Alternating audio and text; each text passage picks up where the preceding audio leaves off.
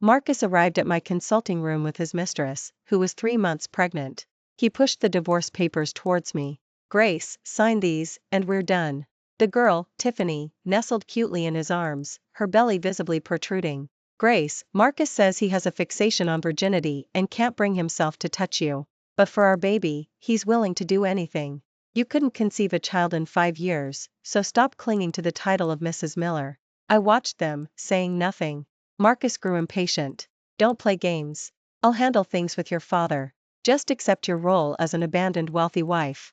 When I'm done with her, then naturally." I cut him off, slapping a medical report onto the table. "Marcus, you have severe oligoasthenospermia. Your natural conception rate is less than 1 in a million." The report hit the table with a crisp, decisive sound. The impatience on Marcus's face instantly froze. He picked up the paper, his gaze shifting from scorn to shock, then finally to disbelieving fury. "Fake. Grace, you actually forged something like this just to avoid a divorce." He ripped the report to shreds. Tiffany's face also paled, but she quickly recovered, shrieking, "Exactly. Grace, how could you be so malicious? Are you a doctor just to do things like this? Because you can't have a baby yourself, you curse Marcus with infertility too?" She clutched Marcus's arm, tears instantly welling up. "Marcus, don't believe her. She's just jealous. Jealous that I'm carrying your child." Marcus tenderly embraced her, his heart aching for her, and his eyes, as he looked at me, were full of revulsion and hatred.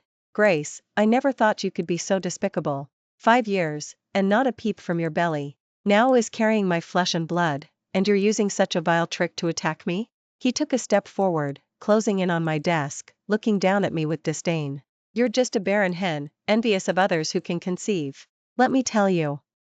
Even if I do have a problem, this child has to be mine.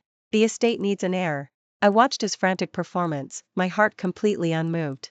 Over the years, I had grown accustomed to hearing such words. From the initial sharp pain, it had numbed into indifference.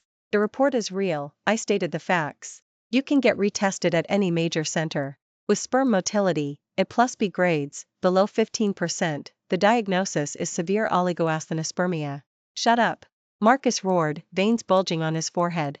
A man's ego was more important than anything, especially in front of his beloved mistress. Admitting he was infertile would be worse than killing him. Tiffany suddenly cried out, "Oh dear," covering her stomach and softly collapsing into Marcus's arms. "Marcus, my stomach hurts. The baby. Will the baby be okay?" She was crying with delicate vulnerability. "It's all my fault. I shouldn't have come to provoke Grace. Grace, please, take out all your anger on me, just don't hurt my child." What a master of the fake innocent act. Marcus predictably panicked, scooped her up, and roared at me, "Grace, if Tiffany and the baby suffer even the slightest harm, I'll make sure you can't stay in Riverton." I leaned back in my chair, watching that wretched pair. "She's an obstetrician-gynecologist, Marcus. Grace is such a skilled doctor, she can definitely help us." She suddenly grabbed a corner of my lab coat. "Grace, I know you hate me, but I had hymen repair surgery back then to be worthy of Marcus. The doctor's technique wasn't good, and now I always feel uncomfortable, afraid it might affect the fetus." Her voice grew louder, laced with a sob. "Grace, I know you resent me, but please, for the sake of the child, perform the surgery for me again. Make it perfect, so Marcus will love me even more, and I can have peace of mind during my pregnancy." Publicly demanding her husband's legitimate wife to perform such a surgery on his mistress. This was the ultimate humiliation, a blata NT provocation. Marcus was also stunned. He immediately understood Tiffany's intent, to utterly crush my dignity. A flicker of cruel satisfaction crossed his eyes as he said in a commanding tone, "Grace, did you hear that? Tiffany's health is paramount. You'll perform this surgery. If you do it well, I'll give you an extra apartment in the divorce. But if you dare to play games..." I looked at him, at the familiar, condescending charity in his eyes. I suddenly smiled. "All right." I agreed too quickly, leaving both Marcus and Tiffany stunned. Marcus's eyes were filled with scrutiny and suspicion, as if he were trying to figure out what I was really up to. As for Tiffany, the triumphant smile on her pitifully innocent face froze at the corners before it could fully blossom. "However, I have a condition," I slowly added. "My surgery fees are quite steep, especially for a private customization like this. A flat rate of 5 million. Paid in full before the procedure." 5 million? Why don't you just rob a bank?" Marcus exclaimed. "Is Marcus's son not worth 5 million? I retorted, my gaze sweeping over Tiffany's suspiciously flat stomach. Or rather, you don't actually value this son that much? This remark hit Marcus where it hurt. He needed this child to solidify his position in the Miller estate, especially in front of his scheming brothers. Tiffany immediately tugged on his sleeve, softly saying, Marcus, money can be earned again, but our baby is priceless. Grace is the best gynecologist in Riverton, I trust her. She spoke of trust, but her eyes gleamed with triumph. 5 million, to make my dignity kneel before her. In her eyes, it was an extremely worthwhile transaction. Marcus gritted his teeth, finally nodding. All right, 5 million it is. Grace, you'd better not play games with me. After they left, the consulting room returned to a dead silence. I took off my lab coat and returned to my empty home. This was our marital home, a spacious apartment of 180 square meters, every detail of its decor personally designed by me. But now, it was as cold as an icebox. I pulled open a drawer. Inside lay a photo frame. In the photo, a 20-year-old me and a 24-year-old Marcus were smiling brightly. It was when I was a junior in college, volunteering at a medical forum, and he was a rising entrepreneurial star. He fell in love with me at first sight and pursued me relentlessly. He would drive 2 hours just to bring me a hot milk tea. When I was overwhelmed with exam stress, he would quietly organize all my study materials. When I was diagnosed with polycystic ovarian syndrome and had difficulty conceiving, he held me and said, Grace, I love you, not your uterus. Whether we have children or not doesn't matter, I only want you. I believed him then. I thought I had married for love. After marriage, I used my father's connections to help him secure investments and negotiate partnerships, and his career skyrocketed. Meanwhile, I gradually exhausted all my hopes amidst his family's relentless pressure to have children and their disdainful looks. Couldn't conceive a child in 5 years. Are the Miller estate going to have no descendants? Eleanor's harsh words still echoed in my ears. Brother, look at my classmates, their kids are already in kindergarten. And look at your wife here, she's uselessly taking up space. Emily's sarcastic remarks never ceased. And, from initially defending me, became silent, and finally, impatient. Grace, can't you just go get checked? My mom is also doing this for our own good. Is there something wrong with your body? Why can't you get pregnant? He had forgotten, long forgotten, his vows from back then. My phone rang. It was my mom. Grace, I heard from Aunt that she saw Marcus flaunting a pregnant woman around town. Is it true? How dare that beast? My mom's voice was filled with anger. Mom, it's fine. I gently reassured her. I can handle it. Handle what? Our family was completely blind back then. Your dad gave him his company's startup capital. Now that he's got wings, he thinks he can just ditch you? No way. After hanging up, I looked out at the night sky, my heart turning cold. The surgery was scheduled for 3 days later. On that day, as Tiffany was wheeled into the operating room, she shot me a provocative smile. Grace, thank you for your trouble. When our baby, mine and Marcus's, is born, we'll definitely have you as the godmother. I expressionlessly placed the anesthesia mask on her. Don't mention it. It's my duty as a doctor. I picked up the scalpel. Under the lights, the blade reflected a cold gleam. Under the shadowless lamp, nothing could be hidden. My assistant, Chloe, a freshly graduated young woman, looked at the defenseless Tiffany under anesthesia and quietly asked, Dr. Grace, are we really going to perform a hymen repair surgery? I glanced at her. What do you think? Chloe lowered her head. I think it's too much. So, I instructed, while putting on sterile gloves, turn on the ultrasound machine, take samples of her blood and cervical secretions, and send them to the lab for the most comprehensive hormone level and pathological analysis. Chloe's eyes lit up, and she immediately understood my intention. Yes, Dr. Grace. The cold probe moved across Tiffany's lower abdomen. On the high-definition display, the outline of her uterus was clearly visible. Her uterine lining showed signs of thickening, but other than that, it was completely empty. There was no gestational sac, no fetal heartbeat, nothing. Record this, my voice devoid of any warmth. No clear gestational sac echo found within the uterus. Chloe's fingers flew across the keyboard, documenting this decisive evidence. Dr. Grace, her hormone level report is out. Another nurse handed over an expedited report. Her human chorionic gonadotropin level is almost 0. But her estradiol and progesterone levels are abnormally high, consistent with long-term use of exogenous hormone medication. Everything aligned. Using medication to simulate early pregnancy symptoms like nausea and drowsiness, then relying on a thickened uterine lining to pass an unprofessional ultrasound examination. Thus, the illusion of a 3-month pregnancy was created. What a cunning ploy. I picked up the surgical forceps and removed a tiny, almost imperceptible silicone object from inside her. It was a remnant from a botched repair surgery, and the real culprit behind what she claimed was affecting the fetus. I placed it in an evidence bag and sealed it.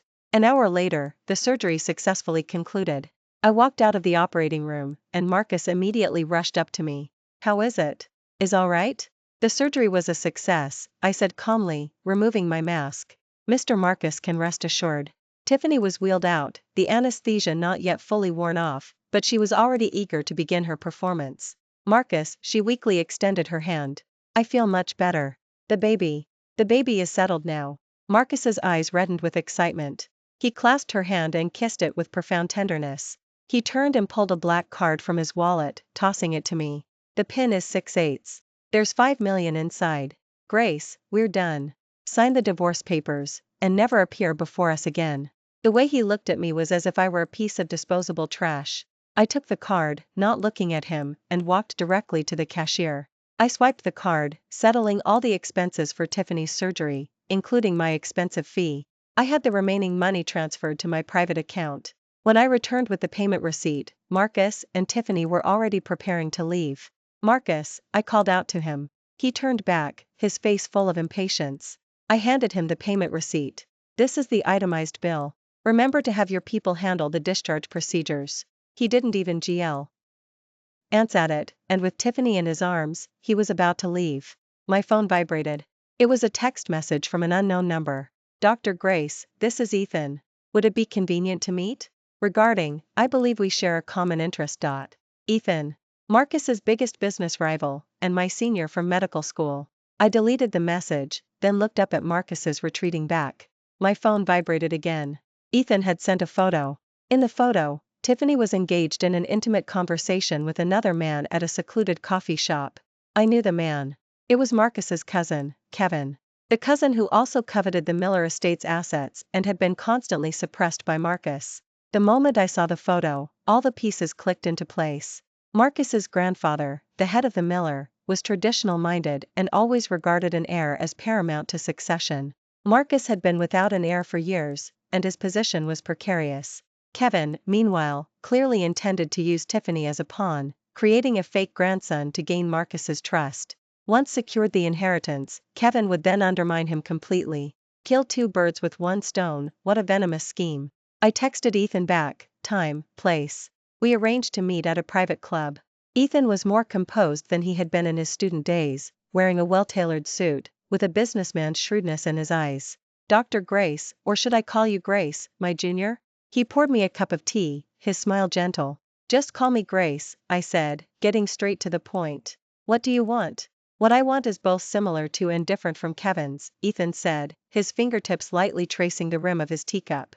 "I want the Miller, but I'll go about it in a more straightforward way. Marcus relied on your father's connections to get his startup capital, and then enjoyed too many undeserved resources by virtue of being an heir. Now, it's time for him to cough everything up." He looked at me. "Do you need an ally to reclaim what's rightfully yours? You expose the deception, and I'll deliver the fatal blow to his business." Our objectives converged. "I need you to provide all evidence of Kevin and Tiffany's private dealings." "No problem," Ethan nodded. "In return, I hope you can help me secure the medical project for the Miller's Westland. Deal." The following days passed with unusual calm for me.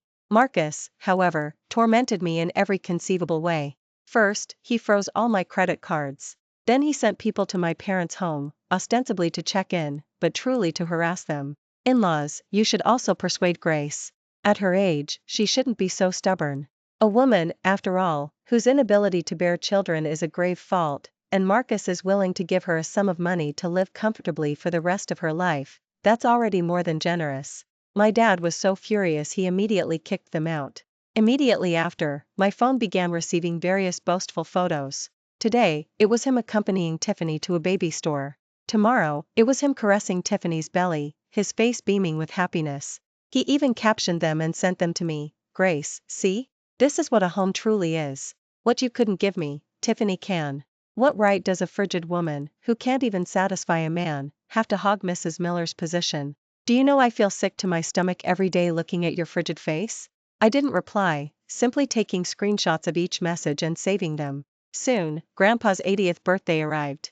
This was Marcus's long-prepared stage. On this day, he intended to announce Tiffany's happy news of pregnancy in front of all his relatives and friends, thereby firmly securing his position as an heir. I hadn't received an invitation, but I went anyway, using the VIP invitation Ethan had given me. When I appeared at the ballroom entrance in a well-tailored red gown, the entire room fell silent. Marcus's mother, Eleanor, was the first to rush over, pointing her finger at me and yelling, "You shameless woman! Who invited you? Is a Miller Estate banquet a place for a barren hen like you? Get out!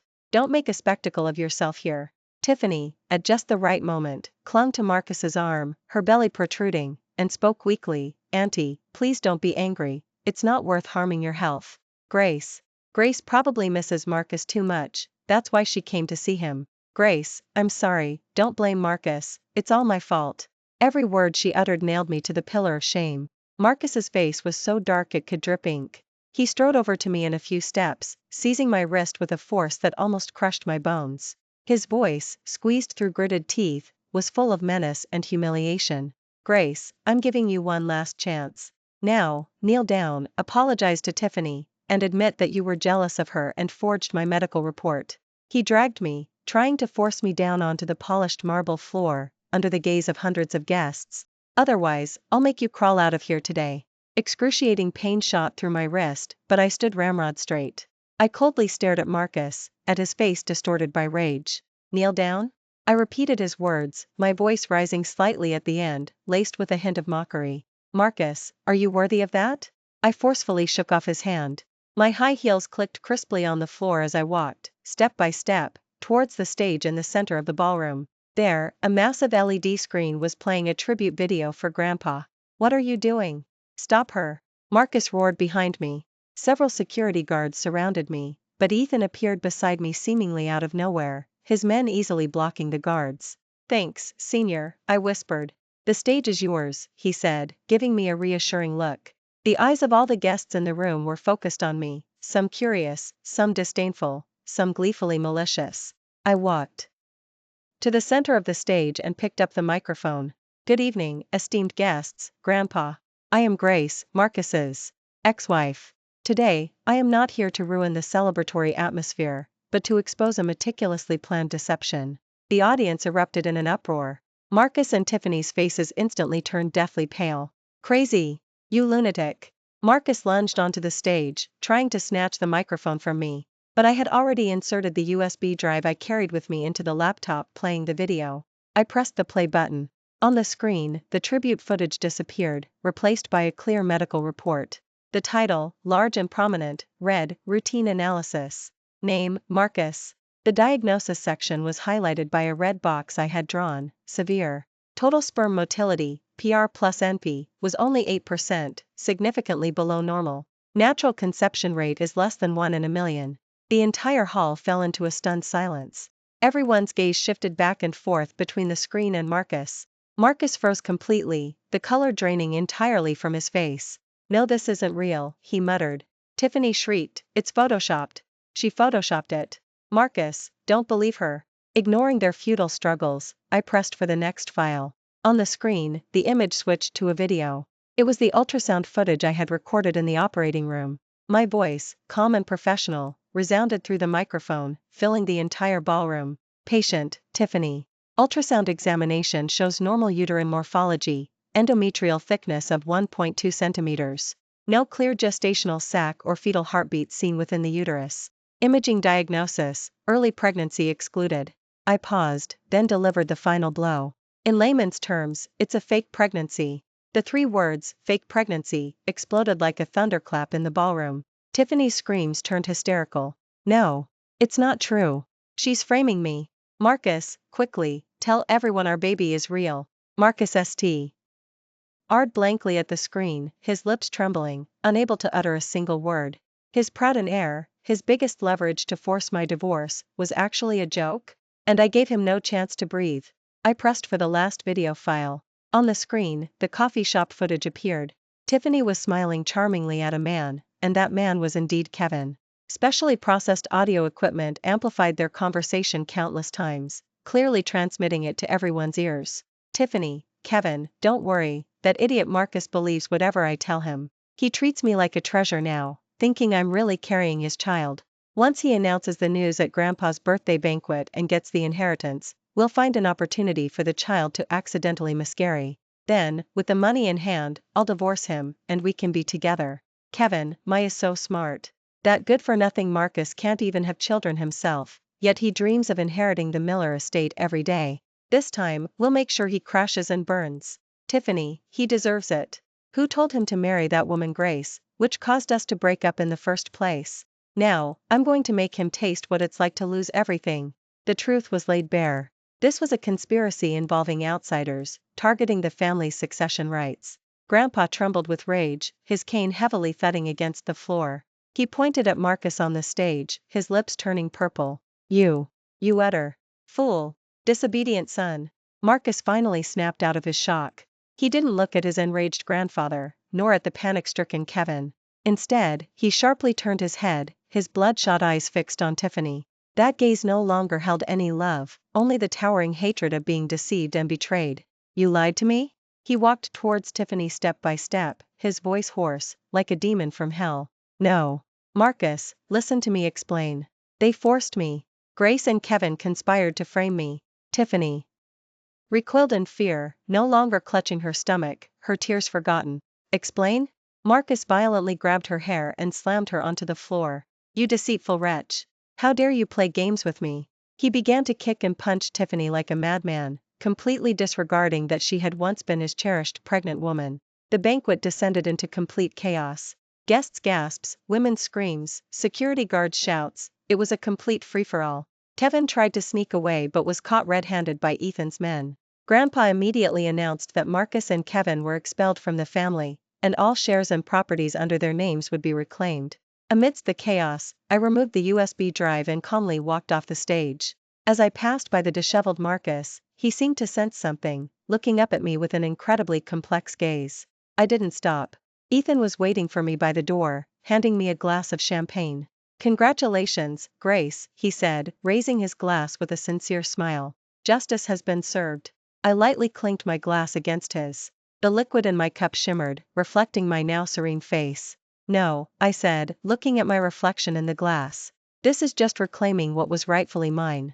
The estate scandal spread throughout Riverton at lightning speed. Marcus and Kevin became the biggest laughingstocks in high society. Tiffany was hospitalized after the beating. I heard Marcus's mother went to her hospital room and caused such a scene that Tiffany nearly lost what little life she had left.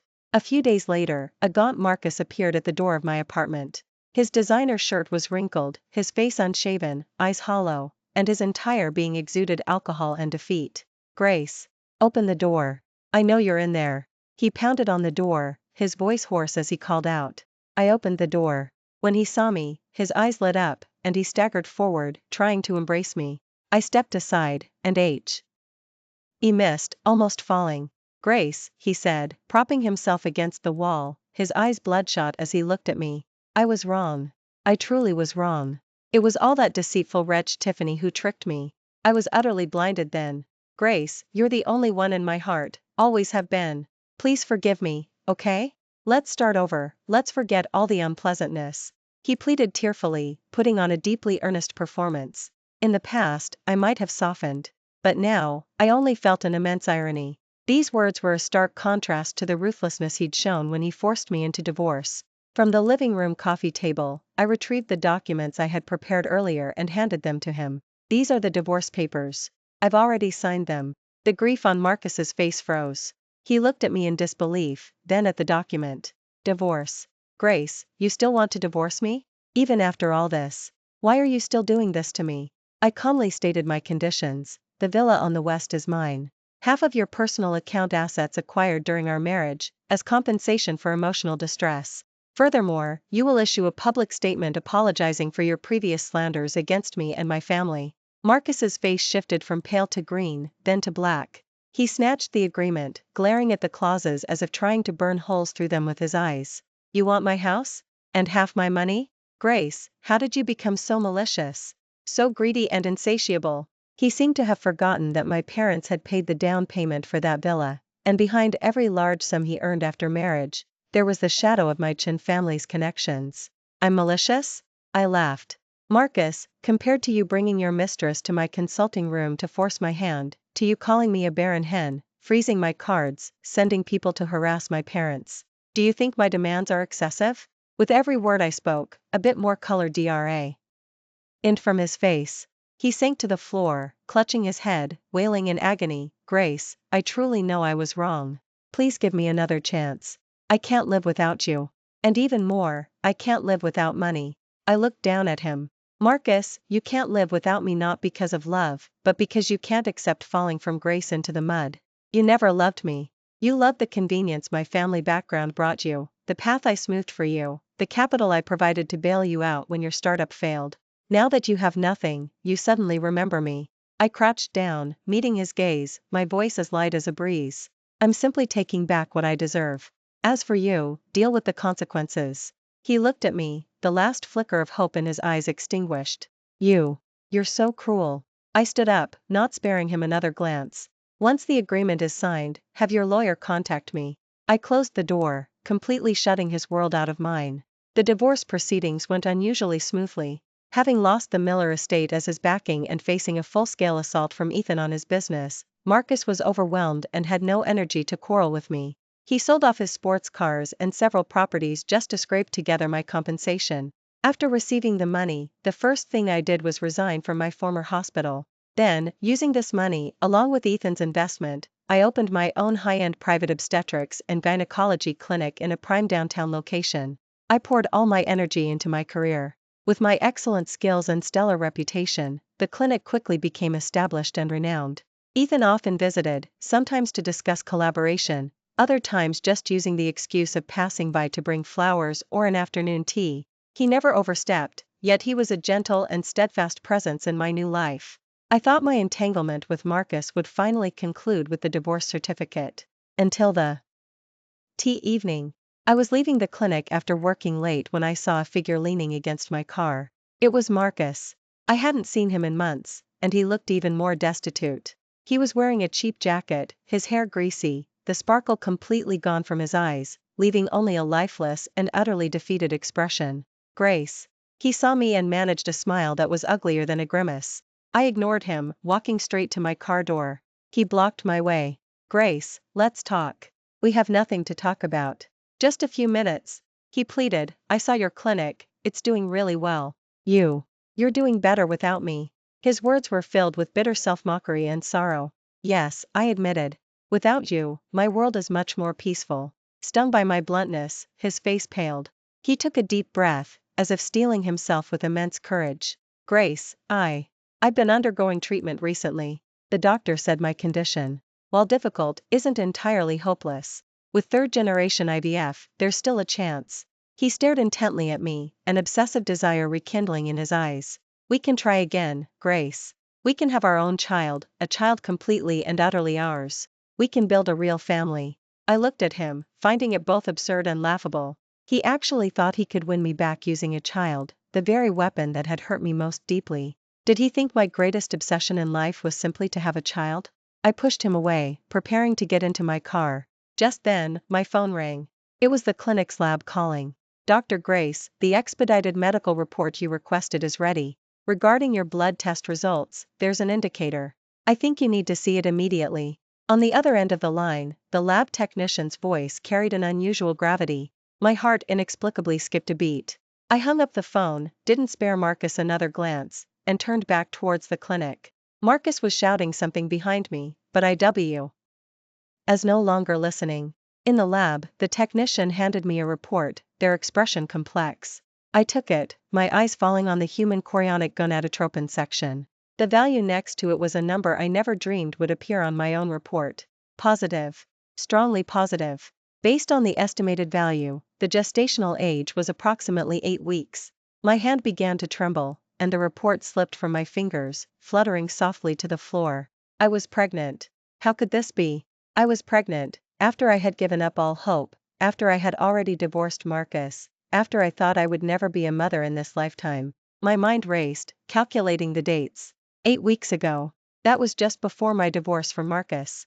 His company was being suppressed by Ethan, and he came home in the middle of the night, completely drunk. He cried in my arms, saying he was wrong, that he regretted everything, uttering many incoherent things. That night, seeing him so vulnerable, I remembered the early days of our relationship and, momentarily softened, didn't push him away. That was our last time together. I thought it was just an absurd farewell. I never expected a 1 in a million chance. It actually happened to me. This was arguably fate's biggest, most ironic joke. Marcus, the man who had abandoned me for a fake son. He didn't know that the biological child he had yearned for, completely his own, was now growing inside the belly of his most despised ex-wife. Grace? What's wrong? You look terrible. Ethan's voice sounded at the doorway. He probably saw I hadn't left yet, felt uneasy, and followed me in. The moment he stepped in, he saw the report on the floor and my ashen face. He bent down to pick it up. A single glance was enough to freeze him in place. The room was eerily quiet, save for my ragged breathing. After a long moment, Ethan found his voice. He came to my side, his tone barely above a whisper, laced with cautious probing. What? What are you going to do? Oh? What was I going to do? I stared at the glaring positive on the report. Tiffany's smug face flashed through my mind, followed by Marcus's mother's scathing expression, and Marcus's cold gaze when he threw the divorce papers at me. Slowly, a smile spread across my face. My phone vibrated again. It was Marcus, calling relentlessly. He was still waiting for me outside. He was still clinging to the delusional dream that a phantom IVF baby could win me back. I answered the phone, listening to him plead from the other end. Grace. Grace, don't ignore me. Please, just give me another chance. I'll do anything. I can't live without you.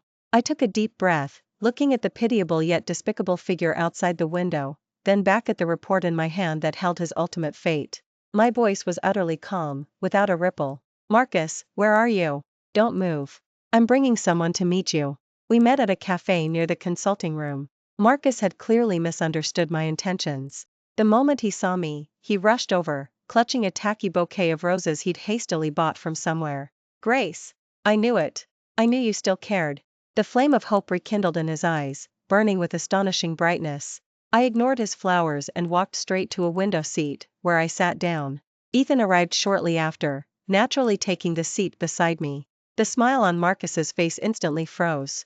He looked at Ethan, then at me, his eyes filled with suspicion and hostility. Why is he here? Ethan needs to be here for our discussion, I said flatly. I pushed the thin, yet immensely weighty, pregnancy test report across the table to Marcus. He picked it up with a puzzled frown, his gaze moving across the paper. From confusion, to shock, then to pure ecstasy. Pregnant. Grace, you're pregnant? His voice trembled with excitement as he grabbed my hand. It's mine. Isn't it? It's our child. I knew it. I knew we'd have children. He was overjoyed, tears streaming dew in his face, as if he'd suddenly gained the entire world. This is wonderful. Grace. Let's remarry. Let's remarry right away. I want to give our child a complete family. I want everyone to know that I, Marcus, have an heir. He rambled incoherently about the future, completely lost in his own euphoria. I forcefully pulled my hand away. Marcus, I think you've misunderstood something. My coldness made him freeze. At that moment, Ethan spoke, his voice low but each word distinct. Grace is pregnant. But this child has nothing to do with you. It was as if a bucket of cold water had been dumped on Marcus. He whipped his head toward Ethan, then to me. What? What do you mean by this? This is my child. My flesh and blood. How can you say it has nothing to do with me? How can I? I looked at him and smiled, but no warmth reached my eyes. Because you abandoned me without hesitation for a fake son. What you wanted was a tool to help you inherit the family fortune, not a child. Now you have nothing. And you want to use my child as a bargaining chip to turn things around? His face flushed then paled, all his true intentions laid bare by my words. No, that's not it. Grace. I love this child. And I love you. He stammered out incoherent excuses, desperately clinging to the word love. Ethan pushed another document across the table to him, a lawyer's letter. Mr. Marcus, Ethan began, we have consulted with the most experienced lawyers. Given your previous act of abandonment, history of domestic abuse, and deplorable track record of colluding with outsiders to defraud your own family, you have absolutely no chance of gaining custody of this child. If you insist on pursuing this, we won't hesitate to make everything public, which will only make your already precarious situation even worse. Marcus looked at the cold legal clauses in the lawyer's letter, then at my resolute face. He finally understood that nothing could be salvaged. He had lost. Utterly and completely defeated. What he had once cast aside like an old shoe had become a treasure he could never possess. His once most prized bloodline had become the very thing that pierced all his hopes. His eyes vacant, he gave me one last look. Then, dazed and distraught, he stood up and staggered away. Outside, the sun shone brightly. Ethan took my hand, his palm warm and firm. It's all over now. I looked at him and nodded. Yes, it was all over. This child wasn't a tool for my revenge, he was the beginning of my new life. He would only know my love, growing up safely in a clean, warm environment, free from manipulation and harm.